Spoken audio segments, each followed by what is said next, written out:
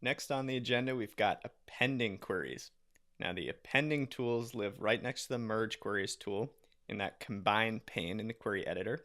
And when you open up the append options, you'll see a pretty simple dialog box. You can append just 2 tables, or you can append 3 or more. In this case, what we're looking at here is the combination of 2 data tables, Food Mart Transactions 1997 and Food Mart Transactions 1998. Now, appending queries allows you to combine or essentially just stack tables that share a common structure and set of columns. Now, that's the most important key here. They have to share that common column structure and data type. So you can't try to stack a column that's formatted as a date in one table and a whole number in another. It won't let you do those mixed data types. So in this case, we're appending these 2 data tables, and it's legal to do so because they each contain the same exact set of columns with the same defined data types. And a quick tip to remember what appending is all about. Appending adds rows to an existing table, so it makes a table taller.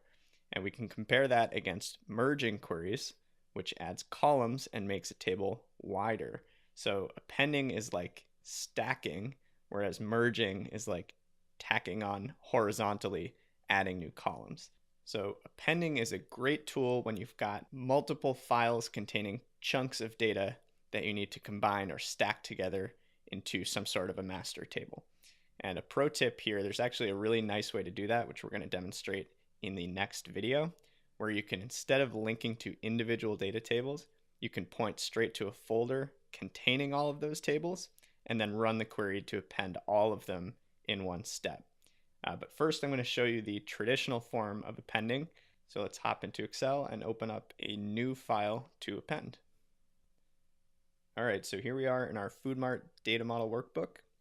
I'm going to go ahead and grab a new query from a file, another CSV. This time, let's grab the Food Mart Transactions 1998 file. And in the little preview here, you can see it's the same exact structure as the 97 file. The only difference, as you might have expected, is that this file now starts with our 1998 dates. So that looks good. Let's pop into the query editor. And what I'm going to do is just expand this queries tab so we can see what's going on here. And in the home menu, again, here's where my combine tools live. We covered merge. Now we're going to dive into append. Same options here where you can append or append as new.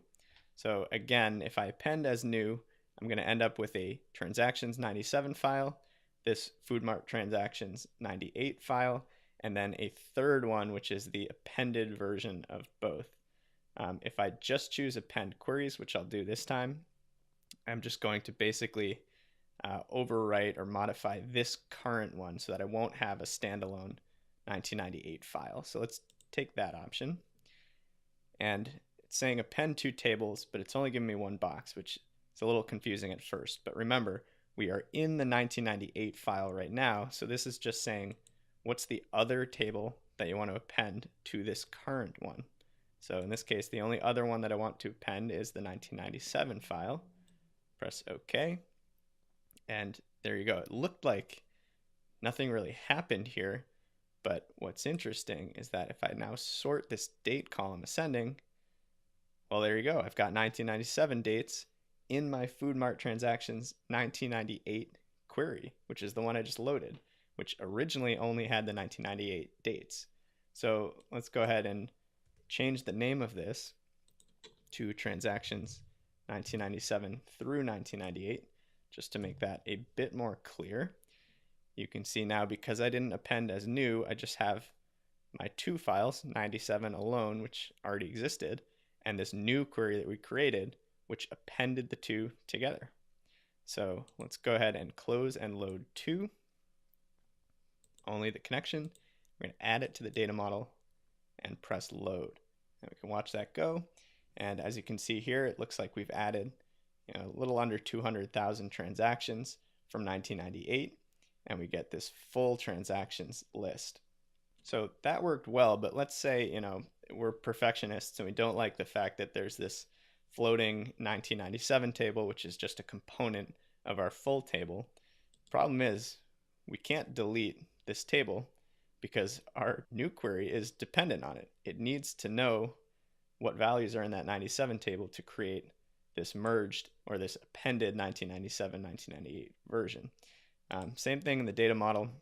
We're going to be stuck with this tab here, transactions 1997, in addition to the 1997 through 1998 tab, which is not a problem. We can hide this tab or make this tab not available to end users, but it's still going to be floating there, and it's kind of annoying. And if you're a perfectionist like me, that's going to bug you a little bit.